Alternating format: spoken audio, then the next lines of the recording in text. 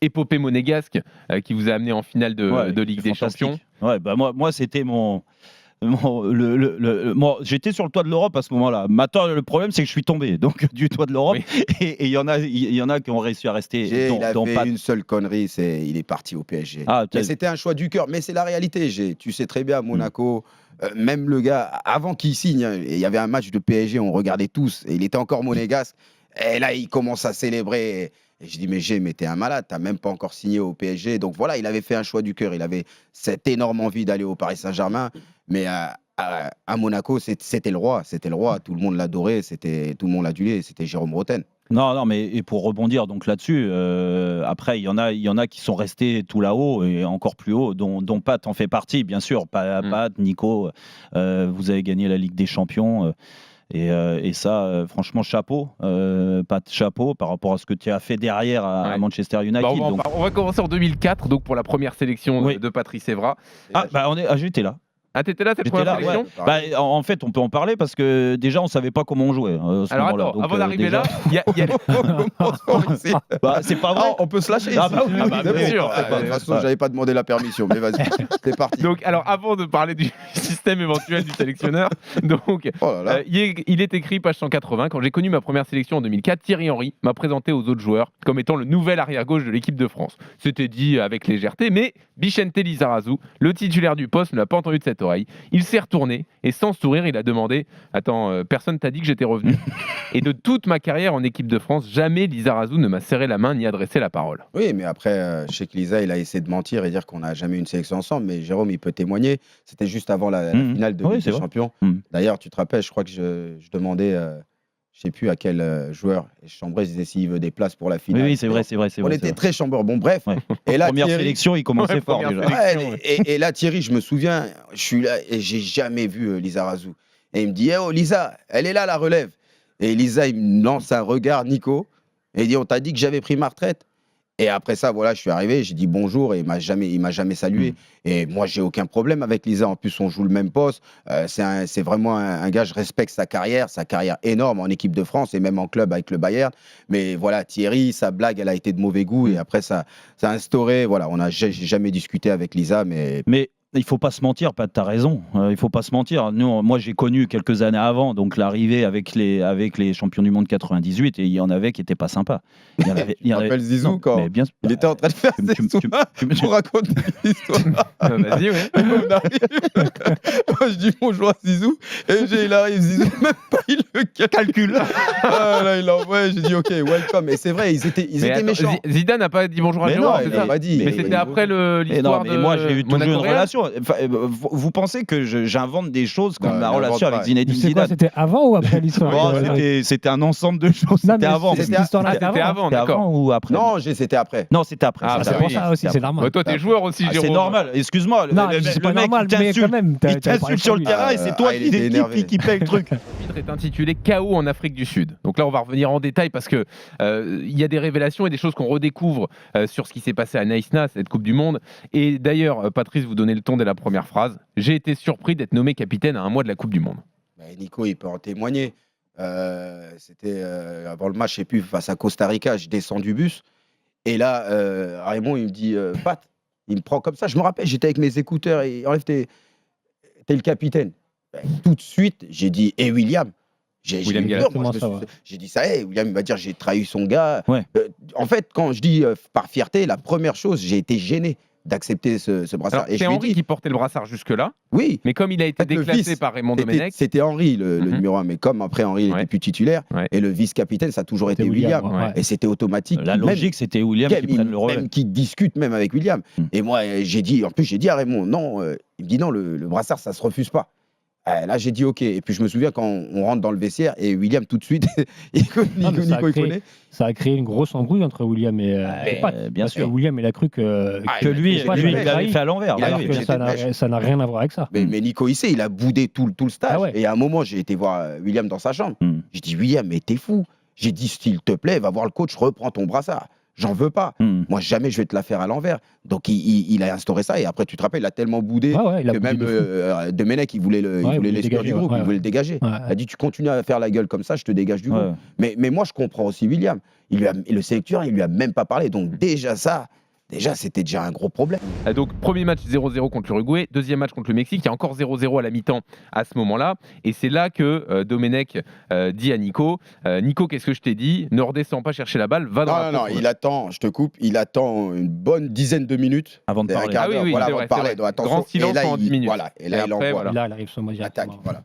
Et donc là, Nico, tu as cette fameuse phrase. Donc, Nico dit tout bas, va te faire enculer avec ton équipe. Si c'est comme ça, je ne joue plus. Voilà. Non, en fait, Nico, il est comme ça. Il a fait ses erreurs, c'est pas grave.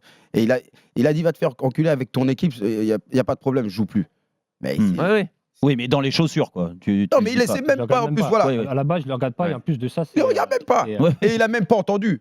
C'est comment il s'appelle? C'est Bogossian, je crois. Je sais pas, il y avait qui? C'est qui a répété? L'adjoint, c'était qui là? Pierre Mankowski? Non. Je sais pas, c'était qui. Bref, c'est quelqu'un qui a répété. Ça avait été Pierre Mankowski, tactiquement, c'était plus clair. Et c'est l'adjoint qui répète ce que dit Nico, c'est ça? À Raymond. De toute façon, l'adjoint ne peut pas répéter ce que j'ai dit, puisque déjà, il l'a pas entendu.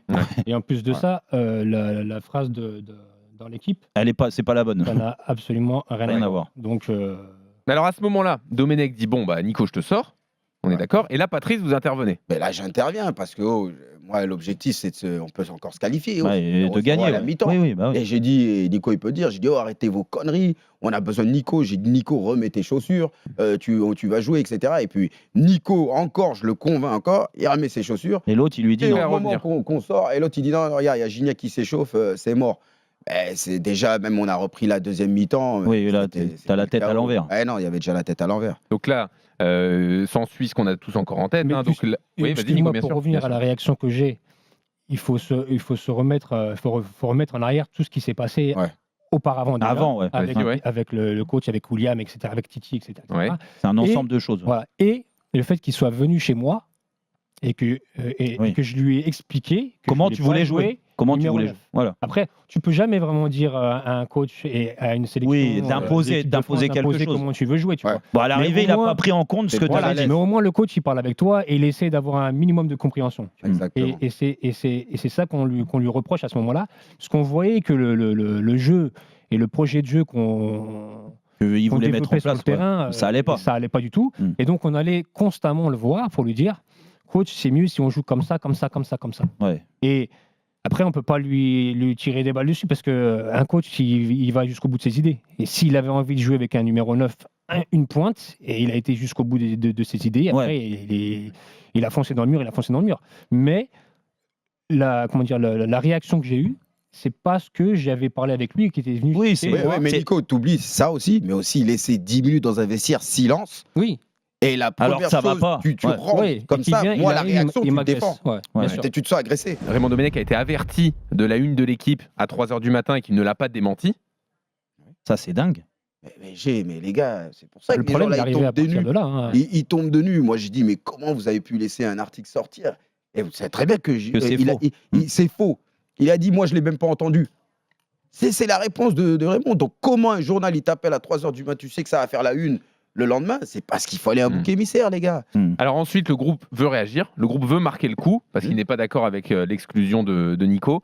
Et là, comment ça se passe jusqu'à arriver à la décision de faire grève? C'est simple. Quand on voit Nico habillé en civil et partir, ils lui ont donné son ticket. En fait, ils l'ont dégagé comme une merde.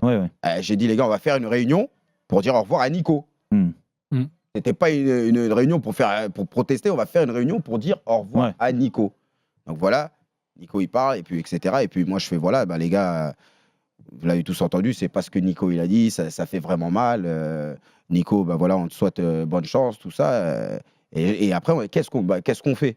Commencer à parler entre nous, et un jeune du groupe, je ne vais pas citer son nom, il a dit on joue pas le dernier match. Arrête de me demander c'est qui. On joue pas le dernier match. Ah, mais j'ai dit attention, le dernier match, c'est un rêve d'enfant, jouer une Coupe du Monde. On ne peut pas faire ça, il y a les télés. Il faut qu'on trouve une autre solution. Faut qu'on trouve une solution. Et là, l'entraînement, on ne s'entraîne pas. De toute façon, c'est un décrassage. On n'a pas besoin de s'entraîner. Décrassage, tu connais, il y a certaines personnes, ils restent en soins. Donc voilà, Ça partait de là, cette réunion, elle était faite pour ça. Mais on a voulu protester et juste ne pas s'entraîner pour un décrassage. Mais après, je reviens sur justement ce moment-là. Je ne sais pas si tu te rappelles de ça, parce qu'il y a des trucs qui vont te marquer toi et moi qui m'ont marqué aussi. À ce moment-là, quand vous allez à l'entraînement, la vraie histoire, c'est que normalement, vous n'auriez pas dû prendre le bus et aller à l'entraînement. Y aller. Vous vouliez pas y aller du tout. Il a raison. Exactement ça. Il a raison. À la base, c'est on boycotte l'entraînement. Oui, donc on n'y va pas du tout, on reste tu dans restes à l'hôtel. l'hôtel. Mais comme il y a reste à des l'hôtel. jeunes des townships qui sont invités, c'est ça? Voilà. Vous êtes obligé Ah, d'y là, aller. Nico, Pas merci. tu m'appelles pour me dire ouais, on est obligé, on voulait faire ça, mais en fait, on est obligé D'y aller pour parce les qu'il y a jeunes. des jeunes. Ah et après, là la là. presse, tu sais comment ils sont, ils vont commencer à dire que oui, vont nous ils ne tomber respectent dessus. pas les fans, etc., fans. etc. Donc, on va y aller. Voilà. Et Nico, donc là, ils prennent le bus. il a tellement raison. Et en plus, on a nos baskets. Oui. Et j'ai une réunion avec Raymond et Eric Abidal. Et là, à partir de ce moment-là, et Nico, il connaît Eric, toujours calme. Il a dit, tu me dégoûtes du football. J'ai honte de toi, je veux plus jouer. Je ne jouerai plus jamais pour l'équipe de France. Tant que tu seras le sélectionneur, tout ça. Et je dis Eric, calme-toi, ça va te retomber dessus. Tu ne peux pas refuser de jouer pour l'équipe de France. J'essaye de le calmer. Mais Ça lui est presque en retombé larmes. dessus parce que ça, c'est sorti dans la presse. Ah, c'est sorti? Oui, c'est sorti. Ah, bah presque, tu vois, presque en larmes, tout ça. Et j'ai réussi à calmer. Et j'ai dit à Raymond, j'ai dit, coach, il m'a dit, qu'est-ce que vous allez faire? J'ai dit, moi, je vais jamais trahir le groupe, mais il va se passer quelque chose. Mais attention, faites pas les cons. J'ai dit, c'est pas un truc. Je lui ai pas dit qu'on n'allait pas s'entraîner. Mais quand on arrive avec le bus et tout ça, et là, je lui donne le papier. Et il comprend qu'on. Ouais. Le papier qui est Non, écrit. on descend, Pourquoi vous faites on descend, on va, on signe aux On gosses va qui voir étaient là, etc. les jeunes et tu Voilà, remontes les jeunes. dans le car. Et puis après, on est comme ça, on se regroupe. Et voilà, qu'est-ce qu'on fait? Bah voilà, on remonte dans le. Déjà, on voulait même pas venir. On remonte dans le car. Et c'est là qu'il y a eu tout. Là, vous pensez que le car va rentrer à l'hôtel. Mais Sauf déjà, que Raymond Domenech prend les clés. le chauffeur démarre. On est là, nous on se dit, on monte en haut, ceux qui ont envie de faire des étirements ou aller en salle, etc. On le fait là-haut, comme c'était prévu. Et là, Raymond, il envoie quelqu'un, il prend les clés du chauffeur et il confisque les clés. Donc là, vous ne pouviez plus rentrer. Et là, on ne pouvait plus rentrer. Et à ce moment-là. Alors pourquoi il a fait ça? Pour que vous soyez, entre guillemets, exposé. ridicule jusqu'au bout. Pour et ridicule jusqu'au bout, parce qu'il est monté après dans le bus. Il a dit, vous voulez faire les gamins? Bah, vous allez voir, ça va vous tomber sur la gueule. Et quand il est monté dans le bus, etc. Et le pire, c'est que moi, après, j'avais ce papier. Et non, le papier, après, quand Raymond il monte dans le bus, je lui dis, est-ce que tu peux me redonner le papier? Parce qu'il faut que j'aille le lire pour la presse. Et j'allais faire la plus grosse erreur de toute ma carrière, devant le monde entier, lire ce papier. Comme c'est lui qui l'a fait. Il y a un Dieu qui existe. Et là, il dit non, c'est moi qui va lire ce papier, vous êtes qu'une bande de gamins. Et le problème, quand après on a été jugé devant la Fédération française de football, c'est à cause de ce papier qu'il a été viré, parce que en lisant ce papier, il a été à l'encontre de la Fédération française de football. Parce que tu parles dans ton livre de Johan Gourcuff où tu n'es pas très élogieux à son problème, égard. Johan Gourcuff, vous dites. Moi, je me rappelle d'une situation avec un repas de Mankowski dans le sauna.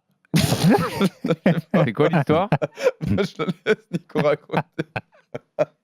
Pourquoi faut raconter? C'est extraordinaire. Vas-y, Nico. Non, on parlait dans le sauna. On parlait dans le sauna, ouais. Et Pat, il demande à Pierre, qu'est-ce qui se passe avec Yo, quoi. Et tu connais son caractère, tu vois un peu comment il est. Il est en retrait. Il est en retrait sur le terrain, et c'était difficile. Et là, la réponse de Mankowski, c'était il a des difficultés parce qu'il a, comment dire, le poste et la légitimité de remplacer Zidane. Ouais. Et il a beaucoup de pression sur les épaules. Et justement, à cause de ça, il n'y arrive pas. Il n'arrive pas à s'épanouir. Il n'y arrive pas. Mais comme il dit Nico, moi, Yo, c'est pas. Moi, je suis tendre. Moi, par exemple, j'aurais un autre discours avec lui. À ce moment-là, le problème, j'ai. Et Nico, il peut te dire, tout le monde voulait la peau à Yo. Ouais. Parce que.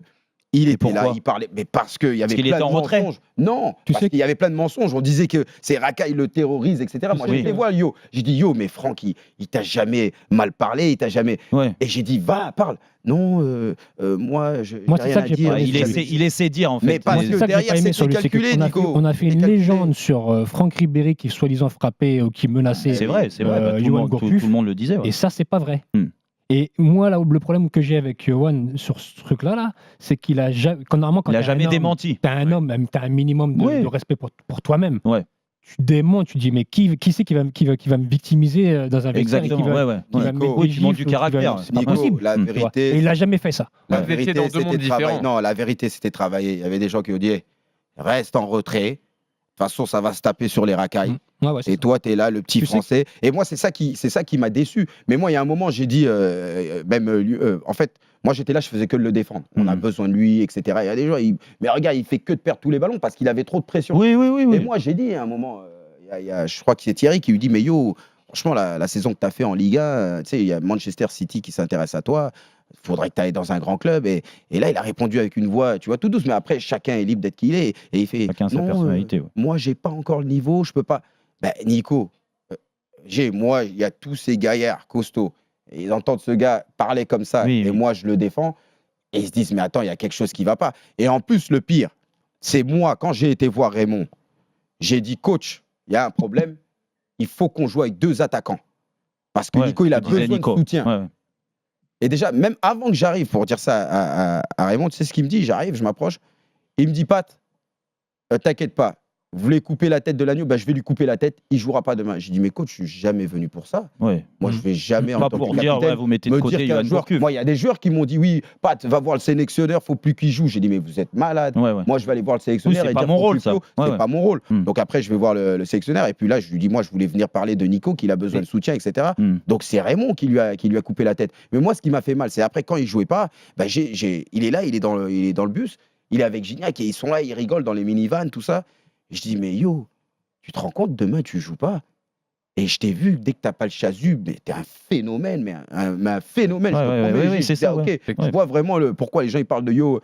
Et tu trouves ça normal? Non, mais tu sais, Pat, j'ai trop de pression, je peux pas jouer. Voilà, je préfère ne pas jouer. Je suis mieux comme ça, je me sens plus heureux. Alors, vous l'avez en tête? C'est-à-dire que votre fils dit, mais papa, pourquoi tu t'es battu? Il nous a manqué de respect à la famille, donc j'ai dû me défendre. Là, votre fils vous dit, t'as bien fait. Et là, vous lui dites, c'est ça mon fils, mais attention, faut pas se battre. Faudrait peut-être que je m'applique les mêmes conseils parfois, vous dites. Non, mais c'est sûr, parce que j'étais touché. Il a dit, t'as bien fait. Et là, comme j'ai dit, non. Voilà, faut pas faire de gestes de violence comme ça, Lenny. Mais en fait, comme je dis, je répète cette histoire avec Marseille. Marseille, ça a été un moment incroyable dans ma carrière. J'adore ce club et je continuerai à aimer ce club. Ce supporter, c'est pas un supporter de l'OM, c'est pas un ultra. Voilà, dire arrête de gesticuler comme un singe, ça va. J'ai connu le racisme à l'âge de 17 ans, je suis costaud. Mais c'est quand il a dit je vais égorger tes enfants. Quand voilà, moi je suis un être humain, je suis pas un robot. C'est ça qu'on parlait de pas être parfait. Je demande pas aux joueurs de faire la même chose. Mais voilà, j'ai le sang chaud. Quand tu me provoques, il a pris. J'ai même encore des poils de sa barbe sur ma paire de crampons. Elle est dans un musée.